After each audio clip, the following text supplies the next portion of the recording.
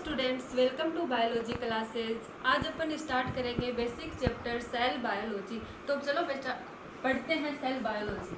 तो अपन बात करते हैं किसकी, सेल बायोलॉजी।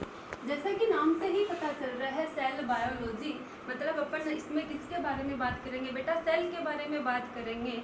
और सेल में अपन क्या स्टडी करेंगे, structure, function and reproduction of cell. तो सेल बायोलॉजी क्या होती है, ब्रांच ऑफ साइंस जिसमें अपन स्टडी करते हैं structure, function and reproduction of cell. ठीक है, तो सेल बायोलॉजी में मैंने क्या बताया, जिसमें स्ट्रक्चर, फंक्शन और सेल के रिप्रोडक्शन की स्टडी करेंगे उसको क्या बोल देंगे, सेल बायोलॉजी बोल देंगे। तो सबसे पहले अपन बात करते हैं सेल की। What is cell? तुम सबको पता है बेटा कि सेल क्या होती है, स्टार्टिंग से बेसिक लेवल से 8th क्लास से पढ़ते आ रहे हो। सेल क्या होती है, fundamental structural and functional unit of life. Cell क्या होती है, fundamental structure and functional unit of life. तो मैं बस लिख देती हूँ यहाँ पे सेल क्या है। Cell is fundamental functional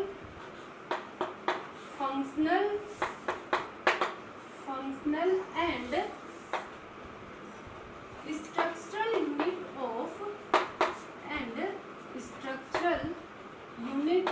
of life. ठीक है, सेल को क्या बोल दिया, लाइफ की fundamental structural and functional unit बोल दिया। ठीक है, इतनी बात समझ में आ गई। सबसे पहले मैंने क्या बताया, सेल बायोलॉजी की वो ब्रांच जिसमें अपन स्ट्रक्चर, फंक्शन एंड रिप्रोडक्शन की स्टडी करते हैं। ठीक है, फिर मैंने बताया सेल क्या होती है, सेल होती है fundamental, functional and structural unit of life. ठीक है, अब अपन बात करते हैं कि सेल की डिस्कवरी की। सेल को किसने डिस्कवर किया था? ठीक है, तो सबने सुना होगा नाम रॉबर्ट हुक का। ठीक है, किसने, रॉबर्ट हुक नाम के एक साइंटिस्ट थे बेटा, जिन्होंने कॉर्क सेल को डिस्कवर किया था। किसको डिस्कवर किया था, कॉर्क सेल को। ठीक है, इन्होंने एक्चुअल में सेल वॉल को डिस्कवर किया था। किसको डिस्कवर किया था, सेल वॉल को, ना कि सेल को डिस्कवर किया था। किसको डिस्कवर किया था, सेल वॉल को, जो क्या होती है, डेड होती है। तो अपन बोल सकते हैं कि सबसे पहले सेल को, डेड सेल को किसने डिस्कवर किया, रॉबर्ट हुक ने डिस्कवर किया। ठीक है, ये तो हो गई डेड सेल की बात। अब अपन बात करेंगे लिविंग सेल को किसने डिस्कवर किया। ठीक है, तो एक साइंटिस्ट आते हैं बेटा, Anton van Leeuwenhoek. Anton van Leeuwenhoek एक साइंटिस्ट थे जिन्होंने सबसे पहले लिविंग सेल को डिस्कवर किया। किसको डिस्कवर किया बेटा, लिविंग सेल को। ठीक है, तो डेड सेल को किसने डिस्कवर किया, रॉबर्ट हुक ने, और लिविंग सेल को किसने डिस्कवर किया, एंटोन वॉन लीवेनहुक ने। इतनी बात समझ में आ गई। अब अपन आगे चलते हैं बेटा सेल थ्योरी पे। ठीक है, अब अपन किसके बारे में पढ़ेंगे, सेल थ्योरी। तो what is cell theory? Cell theory होती क्या है, सेल थ्योरी को किसने प्रपोज किया था, मतलब सेल थ्योरी के बारे में किसने बताया था। ठीक है, वो सब अपन स्टडी करेंगे सेल थ्योरी में। ठीक है, तो सेल थ्योरी किसकी बात करते हैं बेटा, सेल थ्योरी। जब भी सेल थ्योरी की बात आती है तो दो साइंटिस्ट आते हैं। कितने साइंटिस्ट, दो, एक तो बोटेनिस्ट और एक जूलॉजिस्ट। ठीक है, एक तो कौन था, बोटेनिस्ट था, और एक कौन था, जूलॉजिस्ट था। ठीक है, अगर अपन बोटेनिस्ट की बात करें तो आप सभी को पता है बॉटनी में अपन किसकी स्टडी करते हैं, प्लांट की स्टडी करते हैं, और जूलॉजी में अपन किसकी स्टडी करते हैं, एनिमल की स्टडी करते हैं। ठीक है, तो एक साइंटिस्ट थे सिल्डेन। कौन थे, सिल्डेन। इन्होंने 1838 में, कब, 1838 में सिल्डेन नाम के साइंटिस्ट थे, जो क्या थे, जर्मन बोटेनिस्ट थे। क्या थे ये, जर्मन बोटेनिस्ट। मतलब इन्होंने, बोटेनिस्ट क्या करते हैं, प्लांट सेल की स्टडी करते हैं। तो सिल्डेन ने 1838 में सबसे पहले प्लांट सेल को ऑब्जर्व किया। किसको ऑब्जर्व किया बेटा, प्लांट सेल को ऑब्जर्व किया, एग्जामिन किया एंड बताया कि प्लांट जो होते हैं, जितने भी प्लांट हैं वो सारे किससे बने होते हैं? सेल से बने होते हैं। क्या बोल रही हूँ मैं कि सिल्डी नाम के एक साइंटिस्ट थे, इन्होंने 1838 में प्लांट सेल को ऑब्जर्व किया। किसको ऑब्जर्व किया?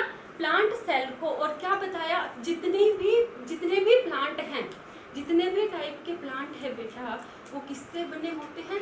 Sales and product of cells. किससे बने होंगे?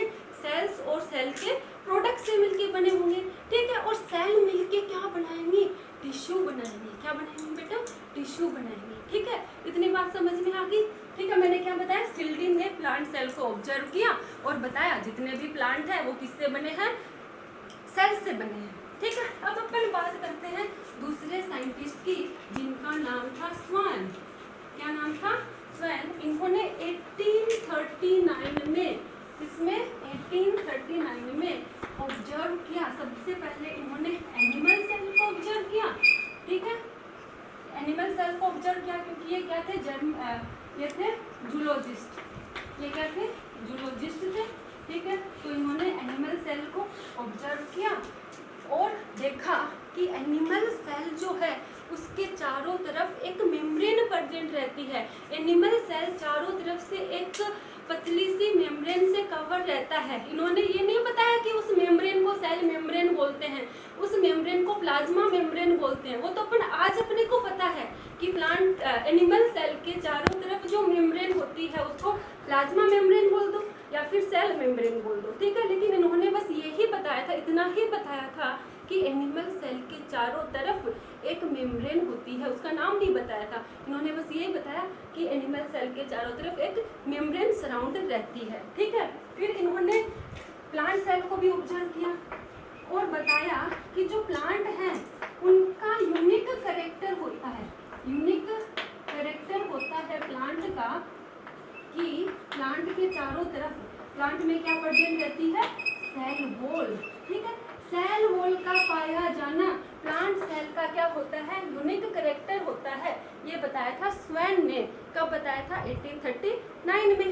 इतनी बात समझ में आ गई। अब देखो, ये सिल्डेन और स्वैन दोनों ने एक साथ सेल थ्योरी प्रपोज की। दोनों ने एक साथ क्या बताई? सेल थ्योरी के बारे में बताया। और सेल थ्योरी में क्या बताया इन्होंने?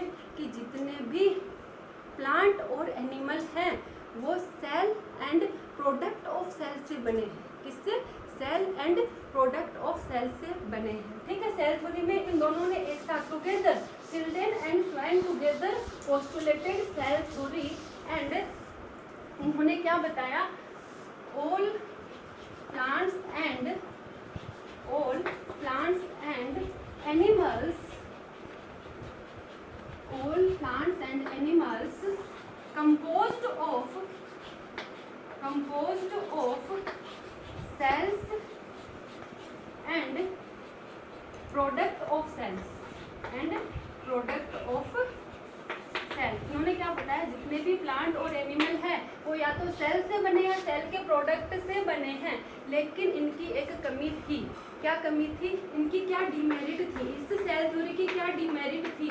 इन्होंने ये तो बता दिया कि सारे के सारे प्लांट और एनिमल सेल और सेल के प्रोडक्ट से बने हैं, लेकिन ये नहीं बता पाए कि जो नई सेल बनती है वो सेल कहाँ से बनती है, नई सेल का फॉर्मेशन कैसे होता है, ये सब ये दोनों नहीं बता पाए, ठीक है। इसलिए एक साइंटिस्ट आए, रुडोल्फ विर्चो। इसकी डिमेरिट क्या है बेटा? जो सिल्डेन और स्वैन ने सेल थ्योरी दी थी उसकी डिमेरिट क्या है? कि नई सेल का ओरिजिन कैसे होता है, नई सेल कैसे बनती है, नई सेल का फॉर्मेशन कैसे होता है, ये लोग नहीं बता पाए। ये इनकी क्या थी? डिमेरिट थी। तो एक साइंटिस्ट थे रुडोल्फ विर्चो। कौन से साइंटिस्ट थे? रुडोल्फ विर्चो, ठीक है। रुडोल्फ विर्चो ने 1855 में, कब? 1855 में न्यू सेल थ्योरी प्रपोज की। क्या की? न्यू सेल थ्योरी प्रपोज की, जिसमें इन्होंने क्या बताया कि जितने भी एनिमल और प्लांट हैं वो किससे बने हैं? सेल्स एंड सेल के प्रोडक्ट से। और जो नई सेल बनती है वो पहले से ही प्रेजेंट सेल से बनती है। प्री एग्जिस्टिंग सेल से नई सेल का फॉर्मेशन होता है। नई सेल पहले से प्रेजेंट जो सेल है वो सेल क्या होगी, डिवाइड होगी, उस सेल में डिवीजन होगा, वो सेल डिवाइड होगी और क्या बनाएगी, नई सेल बनाएगी। ठीक है, प्री एग्जिस्टिंग सेल से इन्होंने बोला ओमनिस, एक टर्म दी थी इन्होंने, ओमनिस सेलुला ई सेलुला।